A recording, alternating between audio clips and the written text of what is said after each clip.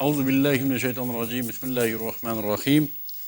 Elhamdülillahi Rabbil alemin vel akıbatu lil muttaqin ve salatu ve selamu ala rasulihi ashabihi ecmain amma ba'd. Assalamu alaikum urmattu.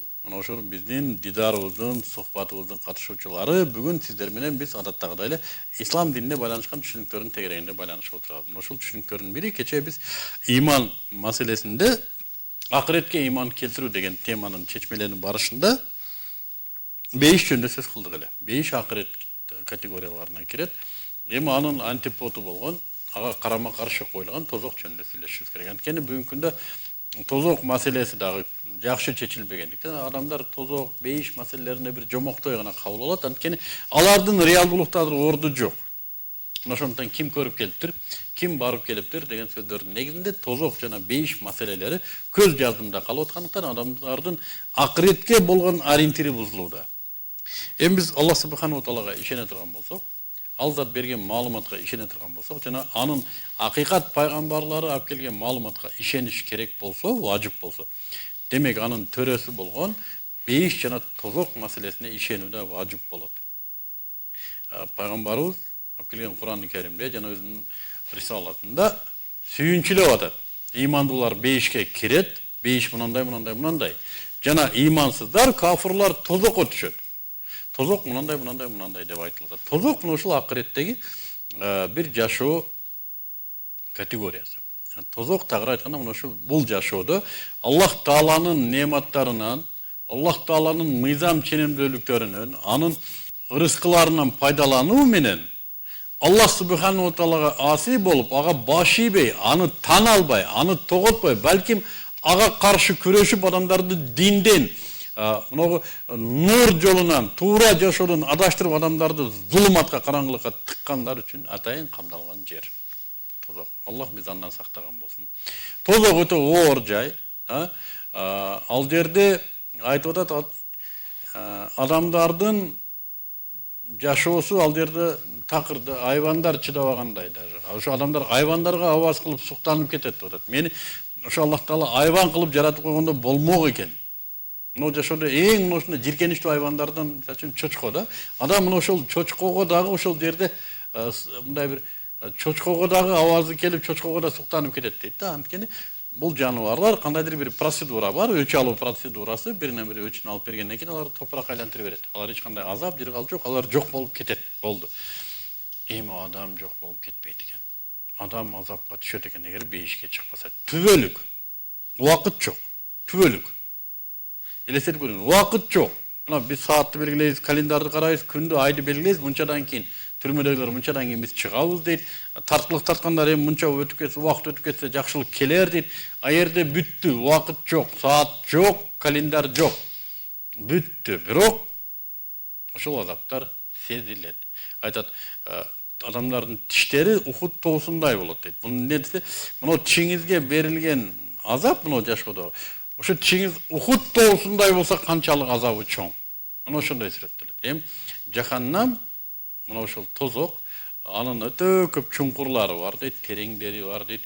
Эң жанагындай түпкүрүндө жата тургандар бар дейт. Анын аттары бар, үчүн вай деп коет, бир чуңкурундан бир нерсе деп атайт.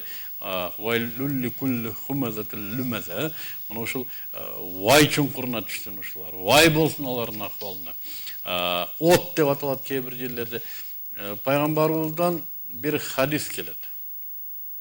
Мына ошо пайгамбарыбыздын дин таратуусунда өтө чоң жардам берген, өзүнүн кепилдигине алган абасы, амекиси Абу Талиб иман келтирбеген акыбалда өлөт.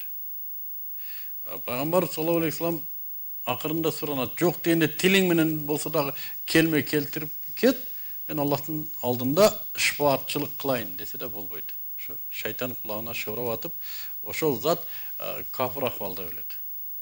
Жана ал көз жумгандан кийин сахабалар сурайт пайгамбарыбыздан: "Я Расулуллах, бул амекеңиз эмне болот акыретте?" Тагыраак айтканда, бул исламга жардам бербеди беле, исламга күрөшпөдү беле дегенде айтат, жок. Бул амекем тозокко түшөт деди. Бирок тозоктун эң жеңил азабын алат деди. Ал да болсо, ушу жалындан болгон кепиштер кийгизилет бутуна, мээси кайнайт дейт. Караңыз, тоба кылып. Муну элестеткен өткөндө биздин бир браздарыбыз ушунун физикалык өлчөмүн келтириптир да. Кандай температура болуш керек? Адамдын бутуна ошол температура берилгенде, анын денеси аркылуу ушунчалык тездикте жеткен ысыктын аптабынан мээ кайнап кетиш керек. Бул канча температура болуш керек? Денеден өтүп мээни кайнатып бере турган, ошо токтун ылдамдыгынан дагы тез өткөн жылуулук болуш керек, ушундай катуу азап болуш керек. Таманга берилгенде мээ шарактап кайнай турган кандай температура болуш керек десе, 70 күндүн ысыгынан 70 миллион эсе ысыгыраак болот экен дейт. Бул акылга сыйбайт мына цифра. Күндүн температурасы канча миллион градус болсо, ошондон 70 миллион алигиндай ысыгыраак дейбизби, эмне дейбиз? Кайнагыраак болот экен. Ошондой температура. Бул тозоктун эң жеңил азабы дейт. Эң үстүндөгү азабы. Ошо тозоктун алиги жалыны гана мындай учкундары тийип турган азабы ушул экен, Абу Талипке бериле турган. Эгер ошондой болсо, өзү тозоктун түбүндө кандай болду? Ал жердеги азаптарды айтса, адамдар өзүн өзү алдашка мажбур болот. Бул жомок деп алдайт. Ким көрүп келиптир? Экинчиси, мен ага түшпөймүн деп алдайт. Экөөнүн тең бул жашоодо адам ордуна коюш керек. Биринчиден, ким көрүп келиптир, что тозок жок экендигин. Алар айтат, ким көрүп келиптир тозокту дейт. Мен айтам, пайгамбарыбыз саллаллаху алейхи вассалам көрдү. Биринчиден. Экинчиден, Аллах субхану ва таала айтып атат. Биз Кудайга ишенсек, анын сөзүнө да ишенишибиз керек. Кудай, мен сага ишенем, сөзүңө ишенбейм дей албайбыз да. Туурабы? Аллах таала өзү айтып атат. Тозок ушундай. Ал жерде биз ириң менен, кайнак суу менен азыктандырабыз деп атат. Терилерин улам шыпырып турабыз деп атат. Улам жаңылап турабыз. Күйөт тери, улам жаңылап турабыз деп атат. Ушундай азаптар бар, адамдарды ушундай байлайбыз деп атат, чарпкан эке. Ичектери чубалат деп атат. Адамдардын мынеринде көкүлүнөн тартып туруп ыргытабыз деп атат тозокко. Караңыздар, кандай бир өзбекчө айтканда дахшат. Чаш тике тургуза турган. Муну ким көрүп келиптир деп өзүбүздү алдайбыз. Мен жооп берет элем. Ким көрүп келиптир мунун жок экендигин? Ким айтты? Биз бардык жок экен, эчтеке, беморал жашай бергиле деп ким айтты? Жана мен тозокко түшпөйм деп өзүн алдагандарга айтам. Эмне гарантияң бар? Аллахтан грамота келди, справка келди, айыл өкмөтүнөн сен түшпөйсүң деген. Эмне гарантия бар? Буга бирден бир гарантия Аллах Тааланын айтканындай жашоо. Тозоктон коркуу деген ошол, этият болуу. Аллах Таала айткандай жашоо, ал өзү айтып атат. Мындай кылсаңар тозокко түшпөйсүңөр. Бейишке чыгасыңар. Мындай кылсаңар түшөсүңөр деп атат.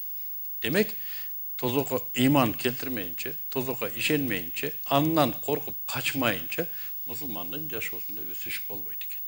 Ошондуктан Аллах субхану ва таала мусулмандарга бир буйрук берип атат.